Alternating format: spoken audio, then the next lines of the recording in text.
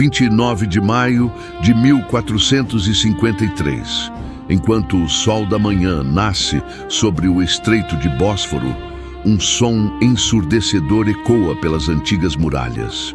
Não é um trovão, mas o rugido de canhões colossais, um som que anuncia o fim de um mundo e o nascimento de outro.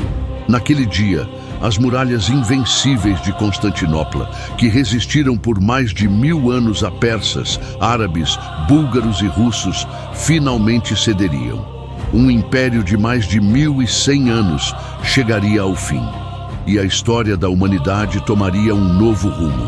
Esta é a história da queda de Constantinopla. Sejam bem-vindos ao canal do Pirata Contador de Histórias. Não esqueça de deixar o seu like e se inscrever no canal. E vamos a essa aventura incrível. Para entender a magnitude do que aconteceu naquele dia fatídico, precisamos primeiro compreender o que era Constantinopla. Fundada em 330 d.C. pelo imperador romano Constantino, o Grande, a cidade foi concebida para ser uma nova Roma, a capital oriental do maior império que o mundo já havia conhecido. Sua localização era perfeita. Situada em uma península entre o Mar de Mármara e o estuário conhecido como Corno de Ouro, a cidade controlava o Estreito de Bósforo, a única passagem entre o Mar Negro e o Mediterrâneo. Era a ponte entre a Europa e a Ásia, o ponto de encontro de todas as grandes rotas comerciais do mundo antigo. Por mais de 1000 anos, Constantinopla foi a maior e mais rica cidade da cristandade. Enquanto a Europa Ocidental mergulhava na chamada Idade das Trevas, Constantinopla brilhava como um farol de civilização. Seus mercados transbordavam de sedas da China, especiarias da Índia e ouro da África. Suas bibliotecas guardavam os tesouros do conhecimento grego e romano. Sua catedral, a magnífica Hagia Sofia, era a maior igreja do mundo, e suas muralhas eram lendárias. Construídas no século V pelo imperador Teodósio II, as muralhas teodosianas eram uma obra-prima da engenharia militar, uma barreira que havia frustrado mais de 20 cercos ao longo dos séculos. Mas em meados do século XV, o glorioso Império Bizantino era apenas uma sombra de seu antigo esplendor. Séculos de guerras, pragas e conflitos internos haviam cobrado seu preço. A peste negra, entre 1346 e 1349, havia dizimado quase metade da população da cidade. O golpe mais devastador, porém, veio de seus próprios irmãos cristãos. Em 1204, durante a Quarta Cruzada, exércitos da Europa Ocidental, que deveriam lutar contra os muçulmanos na Terra Santa, atacaram e saquearam Constantinopla. A cidade foi pilhada por 3 dias.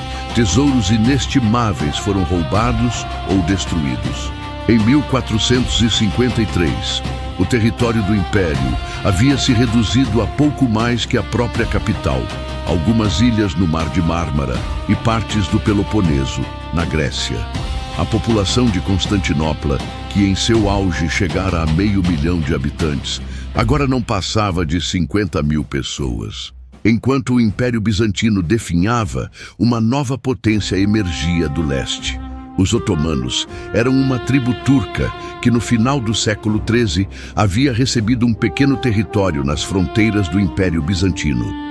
Sob uma sucessão de líderes brilhantes, eles se expandiram rapidamente, conquistando vastas áreas na Anatólia e nos Balcãs. Em 1451, um novo sultão subiu ao trono otomano. Seu nome era Mehmed e ele tinha apenas 19 anos. Muitos na Europa subestimaram o jovem sultão, esperando que sua inexperiência enfraquecesse o Império Otomano. Estavam terrivelmente enganados.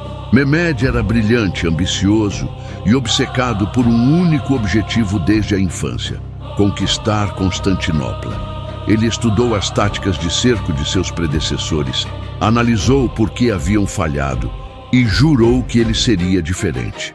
Para Mehmed, conquistar a cidade não era apenas uma questão de estratégia, era um destino, uma profecia a ser cumprida. Do outro lado das muralhas, no trono bizantino, sentava-se Constantino XI Paleólogo. Ele carregava o peso de uma herança milenar e o nome do fundador da cidade. Nascido em 1405, Constantino era o quarto filho do imperador Manuel II. Nunca esperou governar, mas a morte de seus irmãos mais velhos o colocou no trono. Constantino era um soldado experiente e um líder respeitado. Havia lutado bravamente contra os otomanos no Peloponeso e era amado por seu povo. Mas ele governava um império em seus últimos suspiros, com um tesouro vazio e um exército minúsculo.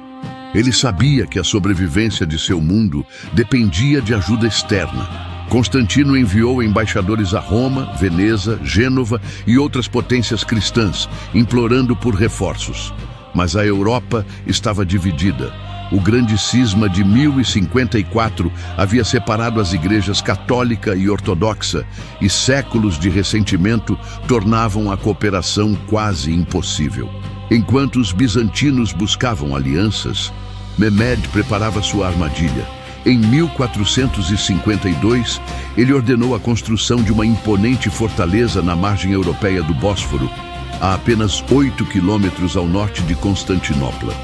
A fortaleza, chamada Rumeli Hisarı, foi erguida em apenas 4 meses por milhares de trabalhadores. Com a nova fortaleza posicionada diretamente em frente a outra fortaleza otomana na margem asiática, Mehmed assumiu o controle total do estreito. Qualquer navio que tentasse passar sem autorização seria destruído pelos canhões das duas fortalezas.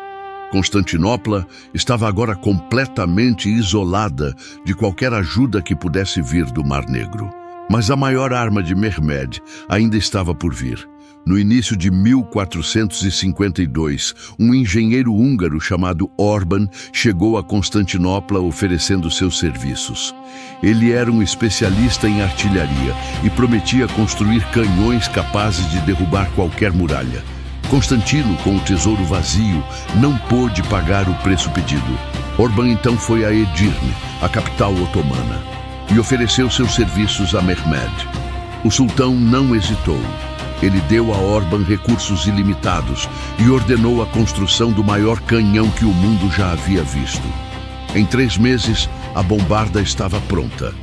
Tinha mais de 8 metros de comprimento e disparava projéteis de mais de 500 quilos. Para transportar o canhão de Edirne a Constantinopla, foram necessários 60 bois e mais de 400 homens. As forças eram assustadoramente desiguais. Mehmed reuniu um exército de pelo menos 80 mil soldados, incluindo entre 5 mil e 10 mil janízaros, a tropa de elite do Império Otomano. Do outro lado, Constantino conseguiu reunir apenas cerca de 7 mil defensores. Destes, cerca de 2 mil eram mercenários estrangeiros, principalmente genoveses e venezianos. O mais importante deles era Giovanni Giustiniani Longo, um nobre genovês e experiente comandante militar que chegou com 700 homens. No dia 6 de abril de 1453, o cerco começou oficialmente. O exército otomano se posicionou ao longo de toda a extensão das muralhas terrestres, uma linha de mais de 6 quilômetros. Mehmed estabeleceu seu quartel-general em frente ao vale do rio Lico, o ponto mais vulnerável das defesas. O grande canhão de Orban abriu fogo. O som era ensurdecedor, o impacto devastador. Cada projétil de mais de 500 quilos arrancava enormes pedaços das antigas muralhas. Mas o canhão tinha suas limitações. Levava 3 horas para recarregar e só podia disparar cerca de 7 vezes por dia. Todas as noites, sob o manto da escuridão, os defensores arriscavam suas vidas para reparar os danos. Homens, mulheres e até crianças trabalhavam febrilmente, enchendo as brechas com pedras, madeira, sacos de areia e barris de terra. Ao amanhecer, as muralhas estavam novamente de pé, prontas para resistir a mais um dia de bombardeio. No mar, os bizantinos também resistiam. Uma pesada corrente de ferro, flutuando sobre troncos de madeira, bloqueava a entrada do Corno de Ouro, o porto natural da cidade. Nenhum navio otomano conseguia passar. Em 12 de abril, a frota otomana tentou forçar a passagem, mas foi repelida pela marinha bizantina. Em 20 de abril, um pequeno comboio de 4 navios cristãos, 3 genoveses e um bizantino, carregados de suprimentos e reforços enviados pelo Papa, apareceu no horizonte. A frota otomana, com mais de 100 navios, tentou interceptá-los. A batalha foi feroz, mas os 4 navios romperam o bloqueio e chegaram ao Corno de Ouro. Frustrado pela resistência no mar, Mehmed concebeu um dos planos mais audaciosos e geniais da história militar. Se seus navios não podiam passar pela corrente, eles passariam por cima da terra. Ele ordenou a construção de uma estrada de troncos de madeira untados com gordura animal, com mais de 1 quilômetro de extensão. Na noite de 21 para 22 de abril, sob a luz de tochas e ao som de tambores e flautas, cerca de 70 navios otomanos foram arrastados por terra, rolando sobre os troncos e realocados dentro do Corno de Ouro, do outro lado da corrente. Era uma façanha de engenharia sem precedentes. Ao amanhecer, os defensores de Constantinopla acordaram com uma visão que gelou seu sangue. A frota inimiga estava dentro de seu porto, contornando sua defesa mais crucial. Agora, a cidade estava vulnerável por todos os lados. A genialidade e a determinação de Mehmed haviam virado o jogo de forma decisiva. As semanas seguintes foram de bombardeio incessante e ataques fracassados. Os otomanos tentaram assaltos diretos às muralhas em 7 de maio e em 12 de maio, mas foram repelidos com pesadas baixas. Tentaram também cavar túneis sob as muralhas para miná-las, mas os defensores descobriram os túneis e os destruíram com fogo grego. Mas a situação dos defensores era desesperadora. A fome começava a se instalar. Os soldados estavam exaustos, lutando dia e noite sem descanso. Os reforços prometidos pelo Ocidente não chegavam. Em meados de maio, uma pequena frota veneziana chegou ao mar Egeu, mas hesitou em avançar, esperando ordens que nunca vieram. Uma série de maus presságios abalou ainda mais o moral da cidade. Na noite de 24 de maio, houve um eclipse lunar. A lua, símbolo de Constantinopla, desapareceu no céu. Os habitantes lembraram de uma antiga profecia. A cidade só resistiria enquanto a lua brilhasse. No dia seguinte, um ícone da Virgem Maria caiu durante uma procissão. Mehmed também enfrentava pressões. O custo de manter um exército de 80 mil homens era imenso. Seus conselheiros começavam a murmurar sobre a ineficiência do cerco. Em 21 de maio, o sultão enviou um último emissário a Constantino, oferecendo termos de rendição. Se a cidade fosse entregue, os habitantes seriam poupados. Constantino recusou a oferta. Ele respondeu que estava disposto a pagar tributos e a ceder territórios, mas nunca entregaria a cidade. Quanto a entregar a cidade a você, disse ele, não cabe a mim nem a nenhum de seus cidadãos decidir. Todos nós decidimos morrer por nossa livre vontade, sem qualquer consideração por nossas vidas. Na noite de 28 de maio, um silêncio estranho caiu sobre o campo de batalha. Pela primeira vez em quase 2 meses, os canhões se calaram.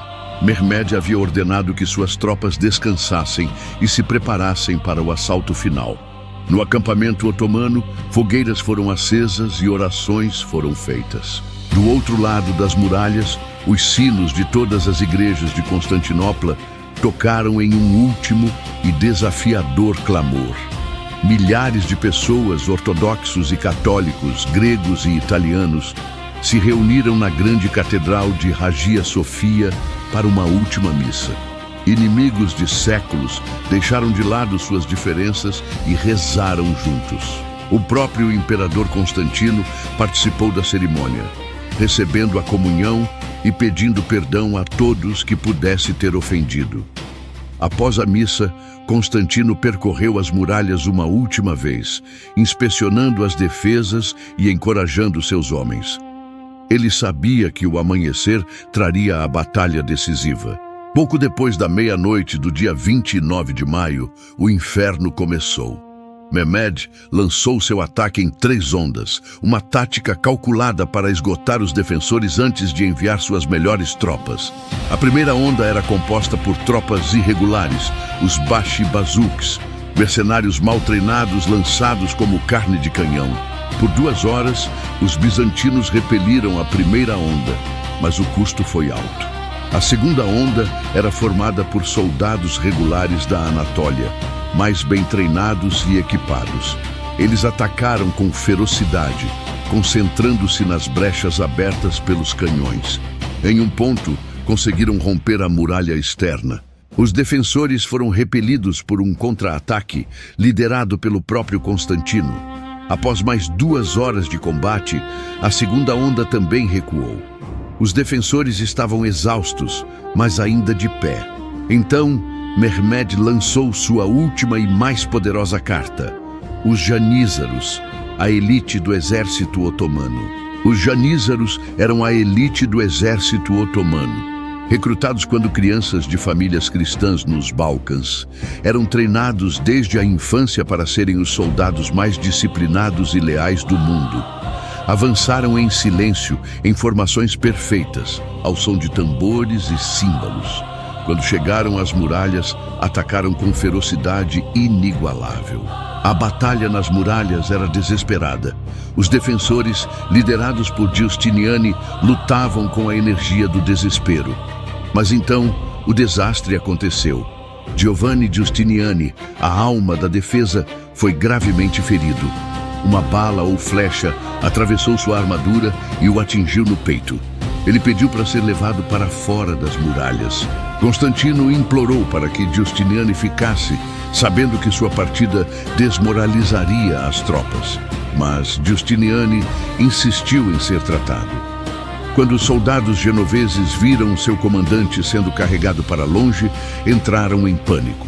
A linha de defesa começou a se desfazer no momento mais crítico. Ao mesmo tempo, outro golpe do destino selou o futuro da cidade.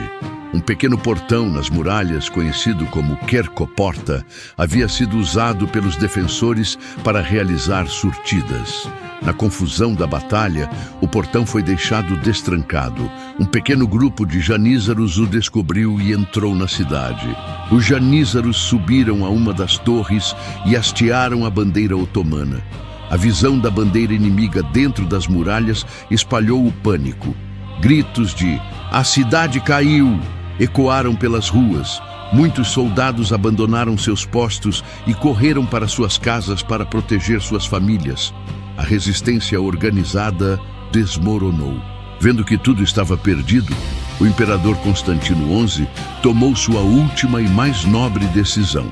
Ele removeu suas insígnias imperiais, o manto púrpura e a coroa, para não ser reconhecido. Então, desembainhando sua espada, liderou seus últimos homens em uma carga final contra o mar de invasores. O último imperador romano morreu como um soldado, lutando anonimamente por sua cidade. Seu corpo nunca foi encontrado com certeza. Algumas fontes dizem que foi decapitado. Outras afirmam que foi enterrado sob uma pilha de corpos. A lenda diz que um anjo o transformou em mármore e o escondeu sob a cidade. A cidade caiu. O que se seguiu foi um pesadelo. Mehmed havia prometido a seus soldados 3 dias de saque, conforme o costume da época. Milhares de habitantes foram mortos ou capturados. Igrejas foram profanadas, casas saqueadas, tesouros destruídos. Estima-se que entre 30 mil e 50 mil pessoas foram escravizadas. A Hagia Sophia, o coração da cristandade oriental, foi invadida por uma multidão de refugiados que esperavam por um milagre. O milagre não veio. As portas de bronze foram arrombadas. Os clérigos mortos, as mulheres e crianças capturadas. O sonho de 1000 anos terminou em uma manhã de sangue e lágrimas. Na tarde daquele mesmo dia, Mehmed II, agora conhecido como o Conquistador, entrou triunfalmente na cidade. Ele foi diretamente à Hagia Sofia. Ao entrar na magnífica catedral, ficou maravilhado com sua beleza. Ele então ordenou que a catedral fosse convertida em mesquita, o símbolo supremo de sua vitória. A queda de Constantinopla não foi apenas o fim de uma cidade ou de um império. Foi o fim de uma era. O Império Romano, que havia começado com Augusto em 27 a.C., finalmente chegava ao fim, quase 1500 anos depois. A última ligação direta com o mundo antigo havia sido cortada. Para a Europa cristã, a queda foi um choque profundo. O Papa Nicolau V convocou uma cruzada para reconquistar a cidade, mas nenhuma potência europeia respondeu. A Era das Cruzadas havia terminado. A cristandade oriental estava agora sob domínio muçulmano e permaneceria assim por séculos. Mas das cinzas de Constantinopla, novas sementes foram plantadas. Milhares de estudiosos, artistas e intelectuais bizantinos fugiram para o Ocidente, levando consigo manuscritos antigos, conhecimentos de filosofia, ciência e literatura que haviam sido preservados por séculos. Esses refugiados ajudaram a impulsionar o Renascimento italiano. O controle otomano sobre o Bósforo e as rotas comerciais para o Oriente forçou as nações europeias a buscar caminhos alternativos.